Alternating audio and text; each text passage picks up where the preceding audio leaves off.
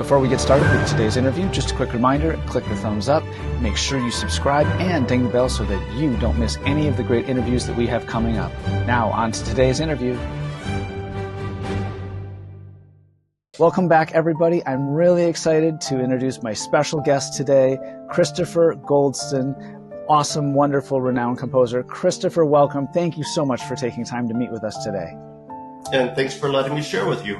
Thank you so much for joining us today. We are talking about your piece, Deep Waters, and this one stood out to me right away when I sight read it because I'm always looking for repertoire for my adult students and my high school students that sounds mature and it's intriguing and interesting, and right away this piece ticked all the boxes, and I know it's going to be a great hit with my adult students and my high school students, those students who maybe aren't as advanced technically, but they need something that is intellectually interesting and intriguing to them.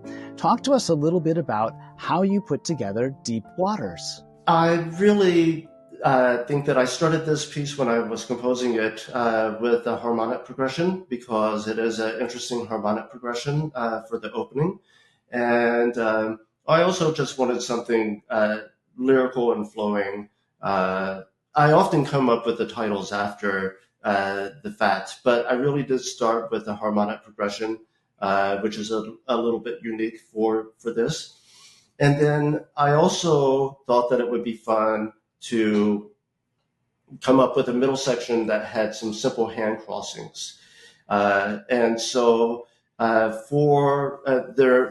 you play some low notes, you have to cross gracefully to the upper register with the left hand and finish the melody off. And it goes back and forth several times. But I think that students enjoy doing that. They find it fun to do. It looks impressive. It sounds great. And it also adds a lot of fun variety for the piece. I think it does a great job of meeting one of the goals that we talked about when we talked about how you think about composition of pieces that are not only enjoyable to play, but also look impressive to students when they are performing them. I think that's really, really cool. The piece has these continuing broken chords in the left hand throughout. Talk to us a little bit about what students should think about as they're playing these broken chord accompaniments.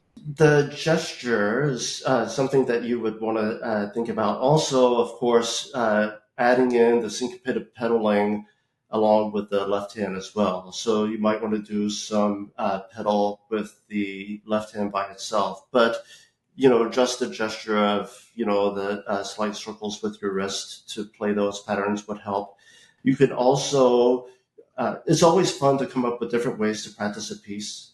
It makes it, breaks up the monotony of learning a piece. So in this particular piece, I would do a lot of blocking of the left hand chords, and you could play the right hand melody while you're blocking the left hand chords.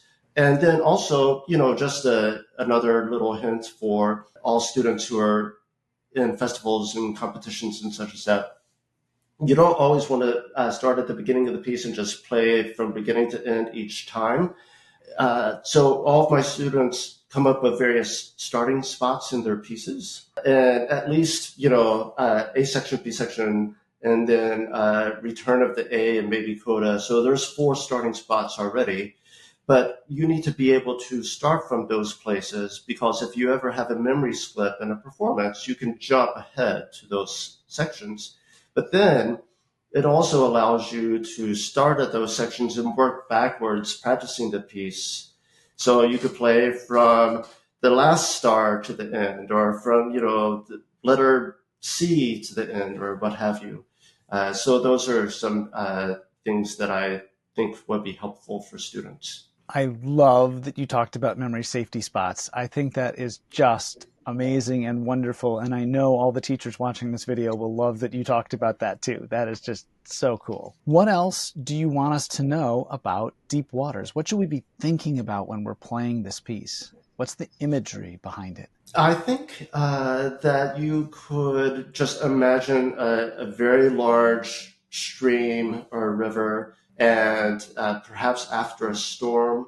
Every day, actually, I live in Chicago, and all my windows face Lake Michigan. And it's interesting seeing all the different characters of the lake. Sometimes it's completely still and it looks like a piece of glass. And sometimes it's really turbulent. And so you have to figure out which version you're going to have for this. I think that this is kind of a slow-moving, deep churning type of character for this piece. So it is really reflective. That's excellent imagery for students to think about as they're performing this work. Is there anything else you'd like us to know about deep waters? I think just really paying attention to your ear and listening for a clear pedal. Great advice. Christopher Goldston, thank you so much for joining us today. Christopher Goldston's piece is Deep Waters. We'll make sure we link his website where you can purchase this excellent piece in the description, as well as a video of Christopher playing it. Christopher, thank you so much. Thank you.